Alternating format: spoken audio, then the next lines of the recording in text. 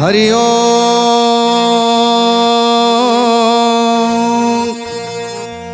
ओम नमो भगवते वासुदेवाय।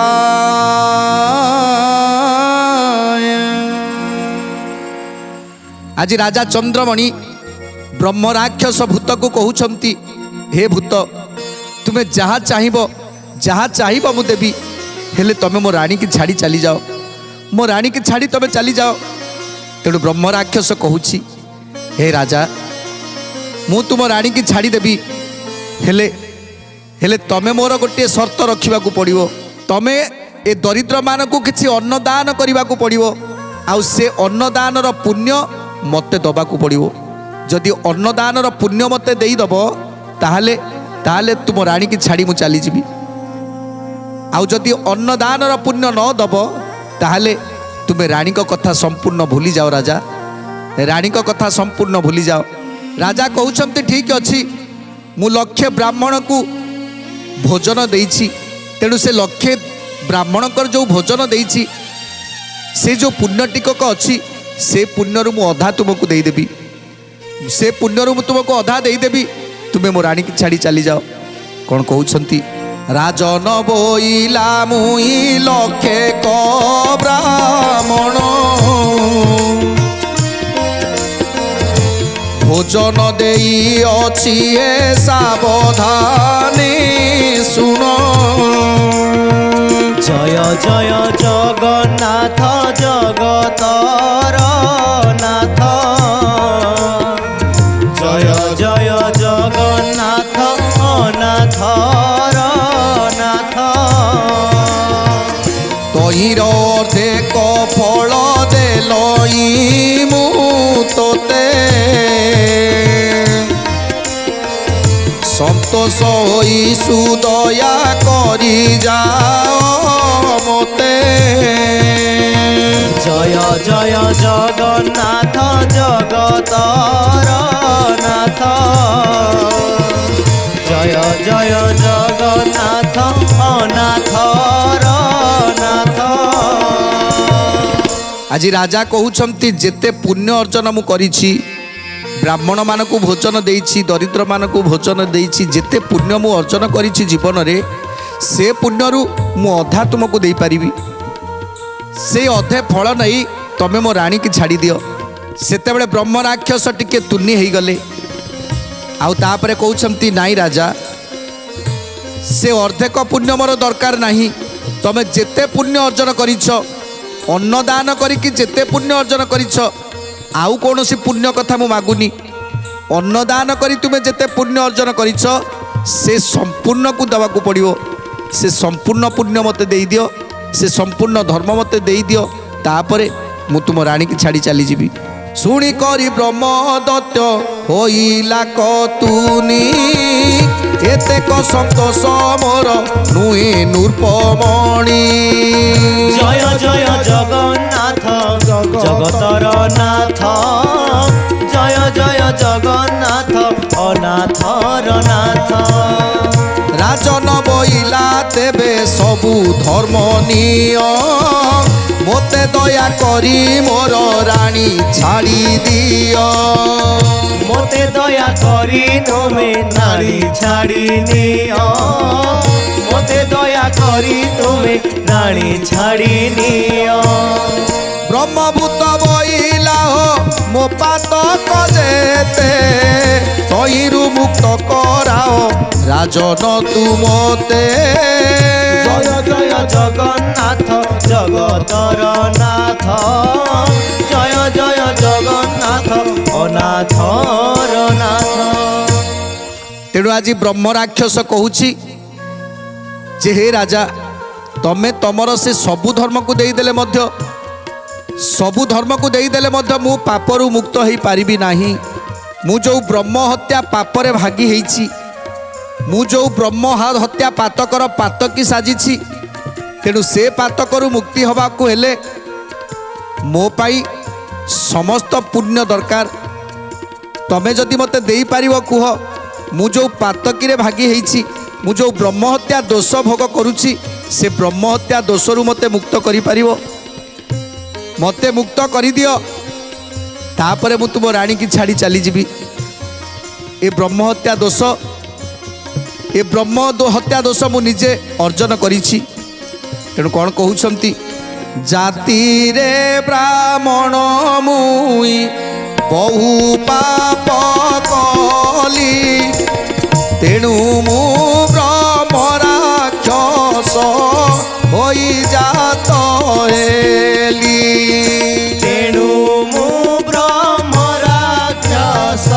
होई जात हेली तेणु मु ब्रह्म राक्षस होई जात हेली जंतुपति देखी मते बहु कप कले जाओ तू ब्रह्म राक्षस हुअरे बइले जाओ तू ब्रह्म राक्षस हुअरे बइले जाओ तू ब्रह्म राक्षस हुअरे बइले तेणु आज ब्रह्म राक्षस कहउछंती हे राजा शुण मोर कहानी मु जेतेबेले ब्राह्मण कूल रे जन्म होइथिली ब्राह्मण कूल रे जन्म होइला परे मु ब्राह्मणर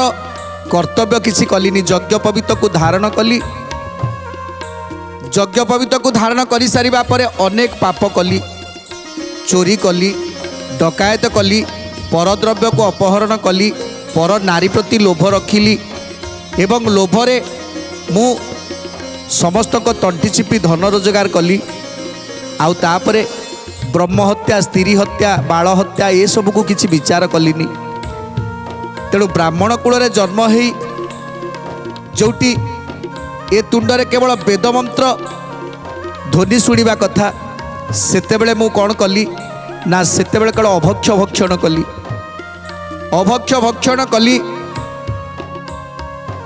तेणु सुरापान कली आउ जेतेबेले मोर मृत्यु हो गला सेतेबेले जम मते जंत्रणा देले अनेक कष्ट देले नरकदंड देले से कष्ट पर भी मोर मुक्ति नाही एते नरक जंत्रणा भोग सारी करि सारिबा परे ततला कड़ई रे पकेइले तेंटारे भूसिले तलकंटा उपर कंटा देले तापरे जेते प्रकार माड़ मारिले सेतिरे मु भाबिली बोध हुए ए आत्मा एते कष्ट सहिलानी एबे बोधे मते पुणी गोटे घटरे स्थापन करिवे प्रभु जमराज मते आउ एक घटरे स्थापन करेबे हेले सेमिति किछि हेलानी जमराज कहिले तो जीवन रे तू एते पाप करिछु जे तेणु एबे तू कौनसी घटरे मध्य स्थान पाइबुनी तू केवल ब्रह्म राक्षस ही घूरी बुलिबु आ जो दिन अन्नदान महापुण्य जो माने अन्नदान करुथिबे अन्नदान से महापुण्य को तू जदि आणिबु ताहले हुए तो ये ब्रह्म राक्षस तू मुक्ति हो पारिबु तो पाई जदि कौनसी राजा अन्नदान करती दरिद्र मान को अन्नदान करती ब्राह्मण मान को अन्नदान करती ताहले तू सेते बेले जाई तु ब्रह्म राक्षस मुक्ति हो तापरे जाई अन्य घटरे स्थापन हो तेणु एते कष्ट सह्य कला परे मु एबे ब्रह्म राक्षस ही बुलुछि जंतुपति कहिथिबा कथा मु खोजी बुलुछि जे मते किए उद्धार करिवो मोरे पाप को किए मोचन करिवो कौन कहउछंती आज ब्रह्म राक्षस मु ताकू कहिली जे बहु पूरा करी शुणी करी बोइले से जंतु अधिकारी जय जय जगन्नाथ जगतर नाथ जय जय जगन्नाथ नाथर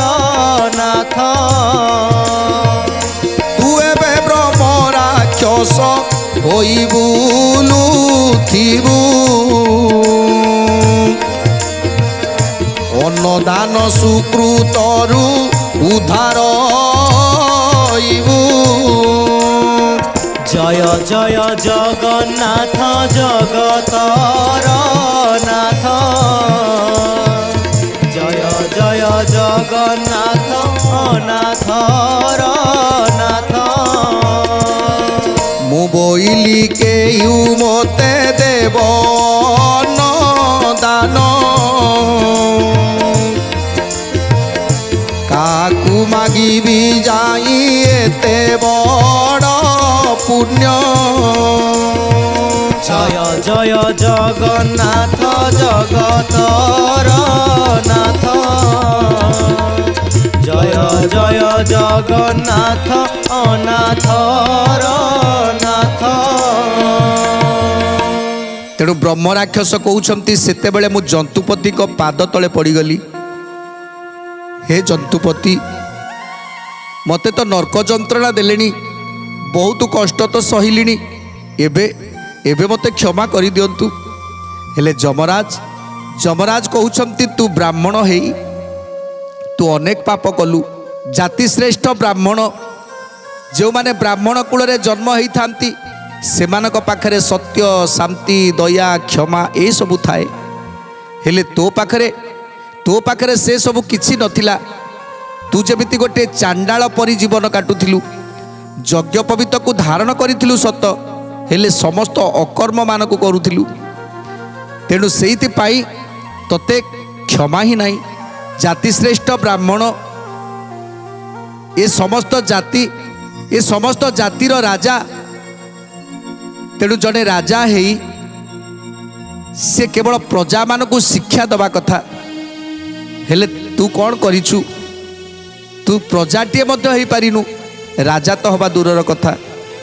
ତେଣୁ ତୁ ଯେଉଁ ପାପ କରିଛୁ ସେ ପାପର କ୍ଷମା ନାହିଁ। ଆଉ ଯଦି କ୍ଷମା ମିଳିବ, ଯଦି ମୁକ୍ତି ପାଇବା ପାଇଁ ଚାହୁଁଛୁ, ତାହେଲେ ତୋ ପାଇଁ ଯେ ଅନ୍ନଦାନର ପୁଣ୍ୟକୁ ଅର୍ଜନ କରିବ, ତୁ ଯଦି କିଛି ପୁଣ୍ୟ ଅର୍ଜନ କରିପାରିବୁ, ସମସ୍ତଙ୍କୁ କିଛି କିଛି ଅନ୍ନଦାନ ଦେଇ, ତାହେଲେ ଯାଇ ତୁ ମୋକ୍ଷ ହେଇପାରିବୁ। ତେଣୁ ଆଜି ଗୋଡ଼ ତଳେ ପଡ଼ିଯାଇଛନ୍ତି, ପାଦ ତଳେ ପଡ଼ିଯାଇଛନ୍ତି ଜନ୍ତୁପତିଙ୍କର। ପଚାରୁଛନ୍ତି, ହେ ଜନ୍ତୁପତି, ହେ ଯମରାଜ, ମୁଁ କେଉଁଠି ଖୋଜିବି ଏମିତି ଜଣେ ମହାତ୍ମା ଲୋକ? କେଉଁଠି ମୁଁ ଖୋଜିବି? କିଏ ମୋତେ ମୋ ପାଇଁ ଅନ୍ନଦାନ ଦେବ? କିଏ ସେ ତା ଅନ୍ନଦାନର ପୁଣ୍ୟ ମୋତେ ଦେବ?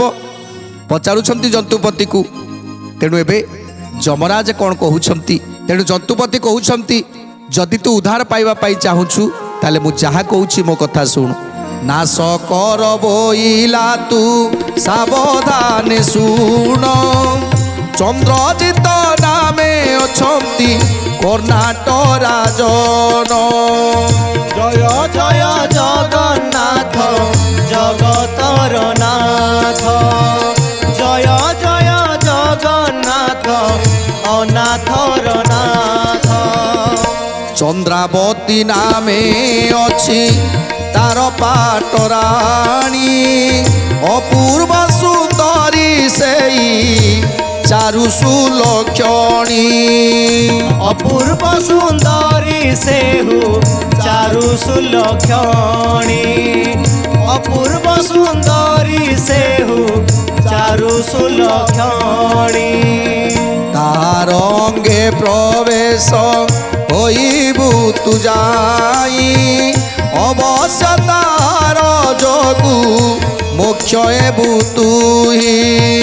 জয় জয় জগন্নাথ জগতর নাথ, জয় জয় জগন্নাথ অনাথর নাথ।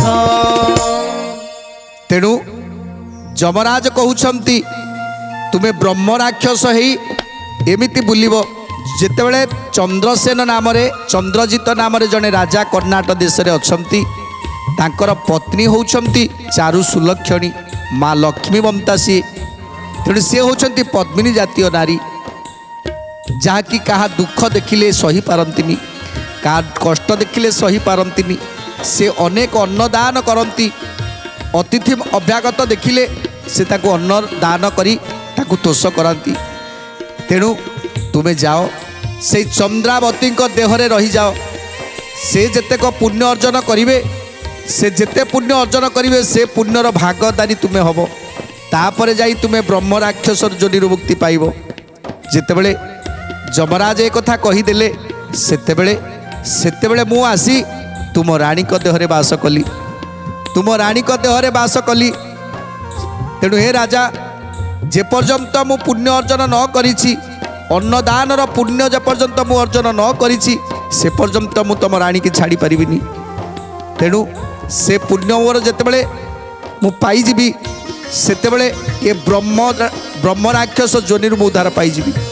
से देशरे आउ जणे अछि कृष्ण दास अतिथि मागिले ताकू दिओई से ग्रास चांडालू ब्राह्मण जाए जे अन्न मागई जे रूपे उदिओई न बोलई नाही। जय जय जगन्नाथ जगतर नाथ जय जय जगन्नाथ अनाथर नाथ। सात पुत्र रे दुईता गोटिए तार से झीटी अज्ञान जे 7 बरसर तार सान बहुटी घर धंदा करे अलस बोली तार नथाए मनरे अलस बोली ताहार नथाए मनरे अलस बोली ताहार नथाए मनरे। तेणु से ग्राम जड़े कृष्णदास बोली जड़े ब्राह्मण रोचंती तांकर 7 पुत्र गोटिए कन्या आउ से परिवार प्रतिदिन समस्त को अन्न भोजन दियंती। अन्न भोजन दबा महापुण्य तेणु से प्रतिदिन अन्न भोजन दियंती समस्त को अन्न भोजन दियंती आउ समस्त को मन को तोष करती। तांकर अति अली 7 वर्षर कन्याटीए थिला सी मध्य केवल अन्नदान ही करे जहाँ को देखिले भोकिला जीवटीए देखिले मध्य ताकू खाद्य दियंती आउ ताकू खाद्य संतुष्ट करांती।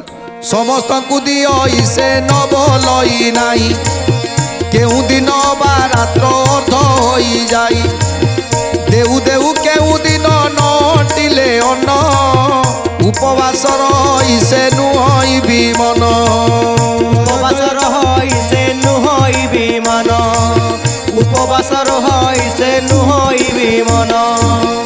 तांकर गोटे सान बहु अच्छी राति पर्यंत से अन्नदान करुथाए जहाँ को देखिले खाद्य दौथाए आउ जदि अन्न किसी सर्ट पड़ जाए जदि तापाई खाद्य किसी न रहे सेतेबेले से कौन करे ना उपवास रही जाए आउ से उपवास रे मध्य शांति से लाभ करे कहीं ना क्या से तो देइछि खाइबा को देइछि तेणु उपवास तापाई किसी कथा नुहे। तेणु एमिति तार प्रतिदिनर कार्य ब्रह्म राक्षस कहउछंती दिने 5-7 चोर जड़े साधव घरे जाई पहुँची गले साधव घरे किसी धन चोरी करने जाई जेतले चोर माने पहुँची जाइछंती तेणु साधव घरे कोउठी धन अच्छी से माने खोजिले राति सारा खोजुछंती से धन कोउठी रखिछि हेले से धन सब किछि पाइलेनी। तेणु से घर भितरे गोटे एमिति जागा थिला एमिति अंधकार स्थान थिला दिन सारा राति सारा चोरी करिवे एवं से अंधकार भितरे जोटी कहीं जीवा आसवा यातायात नहीं से जगार बसिकी रहिबे कहीं ना साधवर घर एते बड़ घरटीए से घर भितर कोउठी कौन अच्छी देखा गोटे दिन में संभव नुहे। तेणु चोर मैंने कौन करती ना सेठी लुचिकी रहती पुणी राति हेले बाहरती पुणी राति हेले पुणी खोजाखोजी करती एमिति भाव में चोर मैंने आज साधव घरे पशिछंती से अंधकार गृह पशिकी रहिले किछि चोर चली गले मात्र जड़े चोर सेठी लुचिकी रहिला 4 दिन पर्यंत ना खाइबा अच्छी ना पीवा अच्छी कि तार गोटे लक्ष्य थिला कौन ना साधव घर कोउठी कौन धन रत्न अच्छी ताकू चोरी करिबा। तेणु सबु चोर माने चली गले मात्र जड़े चोर जमा भी गलानी चिंता कला मु जेमिति हेले साधव घर धन किसी नहीं कि जीवी। तेणु 4 दिन पर्यंत सेठी उपास भोग करे से अंधकार घर भितर पशिकी रहिला। तेणु चोरटी जेतेबेले 4 दिन पर्यंत रहिला से घरे ରାତିରେ ବାହାରିବ ଚୋରି କରିବା ପାଇଁ, ଯେତେବେଳେ ସକାଳ ସକାଳ ହେଇଯିବ ସେତେବେଳେ ଯାଇ ସେ ଅନ୍ଧକାର ଘର ଭିତରେ ପଶିବ, ଆଉ ଦିନରେ କେବେ ବାହାରି ପାରିବନି। ତେଣୁ ସେ ଦିନ ସାରା ଉପବାସରେ ରହିବ, ରାତି ସାରା ଉପବାସରେ ରହିବ, କେବଳ ଧନ ଅର୍ଥରେ ଧନ ଖୋଜିବା ପାଇଁ ଚିନ୍ତା କଲା, ହେଲେ ସେ ଧନ ପାଇଲାନି। ତେଣୁ ଯେତେବେଳେ ଚୋରଟି 4 ଦିନ ପର୍ଯ୍ୟନ୍ତ ସେ ଘରେ ଅନ୍ଧକାର ଭିତରେ ରହିଲା, ଯେତେବେଳେ ସାଧବ ଘରେ ରାତିରେ ସେ କିଛି ଅନ୍ନ ଖୋଜେ, ହେଲେ ସେ ଅନ୍ନକୁ ମଧ୍ୟ ତାକୁ ଲୁଚେଇକି ରଖିଥାନ୍ତି। ସାଧବ ଘର ସେ ଅନ୍ନକୁ ମଧ୍ୟ ଲୁଚେଇକି ରଖିଥାନ୍ତି। ତେଣୁ 4 ଦିନ ଯେତେବେଳେ ଉପବାସ ରହିଲା, ସେତେବେଳେ ସେ ଆଉ ଚାଲି ପାରିଲାନି, ନା ଚାଲି ପାରିଲା ନା ଛିଡ଼ା ହେଇପାରିଲା। ତେଣୁ ବହୁତ କଷ୍ଟରେ ସେ ଘରୁ ବାହାରିକି ଚାଲିଗଲା। ଘରୁ ବାହାରିଗଲା ପରେ କିଛି ବାଟ ଗଲା ପରେ କୃଷ୍ଣ ଦାସଙ୍କର ଘର ପଡ଼େ, ଯେଉଁଠି ଅନ୍ନଦାନ, ତାଙ୍କର ସାନ ବୋହୂ ପ୍ରତିଦିନ ଅନ୍ନଦାନ କରୁଥାନ୍ତି, କୃଷ୍ଣ ଦାସ ମଧ୍ୟ ଅନ୍ନଦାନ କରୁଥାନ୍ତି, ପ୍ରତିଦିନ ସମସ୍ତଙ୍କୁ ସେ ଅନ୍ନଦାନ କରୁଥାନ୍ତି। ଏ କଥା ଚୋର ବୋଧ ହୁଏ ଜାଣିଥିଲେ। ତେଣୁ ଚୋର ଜଣକ ଯାଇ ପହଞ୍ଚିଗଲେ, ଆଉ କବାଟ ବାଡ଼େଇଲେ। ମା, କବାଟ ଖୋଲ ମା, ମୁଁ 4 ଦିନ ହେଲା କିଛି ଖାଇନି ମା, କବାଟ ଖୋଲ, ମୋତେ କିଛି ଖାଦ୍ୟ ଦିଅ, ଯଦି ମୁଁ ଖାଦ୍ୟ ନ ଖାଇବି ତାହେଲେ ମୁଁ ମରିଯିବି ମା, କବାଟ ଖୋଲ ମା। ଯେତେବେଳେ କୃଷ୍ଣ ଦାସଙ୍କ ଘରେ ଯାଇକି କବାଟ ପିଟୁଛନ୍ତି, ସେତେବେଳେ କ'ଣ ହେଲା? ଘର ଯାକ ସମସ୍ତେ ଯେ ଅଚେତନ ହୋଇ ଶୋଇ ଅଛନ୍ତି, କାହାର ଅଙ୍ଗେ ଜ୍ଞାନ ନାହିଁ। ଜୟ ଜୟ ଜଗନ୍ନାଥ ଜଗତର ନାଥ, ଜୟ ଜୟ ଜଗନ୍ନାଥ ଅନାଥର ନାଥ। ପୁଣି ପୁଣି ବିକଳରେ ଡାକନ୍ତେ ବହୁତ, କୃଷ୍ଣ ଦାସ ସାନ ବହୁ ଶୁଣି କର୍ଣ୍ଣପଥ। ଜୟ ଜୟ ଜଗନ୍ନାଥ ଜଗତର ନାଥ, ଜୟ ଜୟ ଜଗନ୍ନାଥ ଅନାଥର ନାଥ। ତେଣୁ ଯେତେବେଳେ ଚୋରଟି କବାଟ ବାଡ଼ଉଛି, ମା କବାଟ ଖୋଲ ମା, ବହୁତ ଭୋକ ହେଉଛି ମା, 4 ଦିନ ହେଲା ଖାଇନି ମା, ରକ୍ଷା କର ମୋତେ। ସେତେବେଳେ କୃଷ୍ଣ ଦାସଙ୍କର ପରିବାର ସମସ୍ତେ ଶୋଇଛନ୍ତି, ସମସ୍ତେ ଅଚେତନରେ ନିଦ୍ରା ଯାଇଛନ୍ତି, କିନ୍ତୁ ସାନ ବୋହୂକୁ ନିଦ ହେଉନି। ସାନ ବୋହୂ ଦେଖିଲା ଜଣେ କିଏ କବାଟ ବାଡ଼ଉଛି, ଆଉ କହୁଛି ସେ 4 ଦିନ ହେଲା ଖାଇନି, 4 ଦିନ ହେଲା ଭୋକିଲା ଅଛି। ତେଣୁ କ'ଣ କରିବି? ଯଦି ଆଜି ଜଣେ ଭୋକିଲା ମୋ ଦୁଆରରୁ ଫେରିଯାଏ, ଯଦି ଭୋକିଲା ମୋ ଦୁଆରୁ ଫେରିଯାଏ, ତାହେଲେ ଯେତେ ପୁଣ୍ୟ ଅର୍ଜନ କରିଛୁ ସେ ପୁଣ୍ୟ ଗୁଡ଼ିକ ମୋର ସବୁ ଚାଲିଯିବ। କ'ଣ କରିବି? ସମସ୍ତେ ତ ଶୋଇଛନ୍ତି। ତେଣୁ ମୁଁ କବାଟ ଖୋଲି ବାହାରକୁ ଗଲେ କ'ଣ ଯଦି କିଛି ଅସୁବିଧା ହେବ? ତେଣୁ ଏମିତି ଅନେକ କଥା ଚିନ୍ତା କରି କ'ଣ କଲା ସାନ ବୋହୂ? ସୁନ୍ଦର କଥା ଜାଣିବା ପରବର୍ତ୍ତୀ ଅଧ୍ୟାୟରେ। ଆଜି ତ ସମୟ ଇସାରା ଦେଲାଣି, ଆଜି ପାଇଁ ବାଣୀକି ବିରାମ ଦେବା, ଟିକେ ପ୍ରଭୁଙ୍କର ନାମ ସଂକୀର୍ତ୍ତନ କରି ଆଜିର କାର୍ଯ୍ୟକ୍ରମକୁ ସମାପ୍ତ କରିବା। ଭଜ ଭଜରେ ଭଜ ଭଜରେ ଭଜରେ ମନ ରାଧା ଗୋବିନ୍ଦ, ଭଜ ଭଜରେ ଭଜରେ ମନ ରାଧା ଗୋବିନ୍ଦ, ଭଜ ଭଜରେ ଭଜରେ ମନ ରାଧା ଗୋବିନ୍ଦ, ଭଜ ଭଜରେ ଭଜରେ ମନ ରାଧା ଗୋବିନ୍ଦ। জয় রাধা গোবিন্দ, জয় রাধা গোবিন্দ, জয় রাধা গোবিন্দ, জয় রাধা গোবিন্দ। ভজ ভজরে ভজরে ভজরে মন রাধা গোবিন্দ, ভজ ভজরে ভজরে মন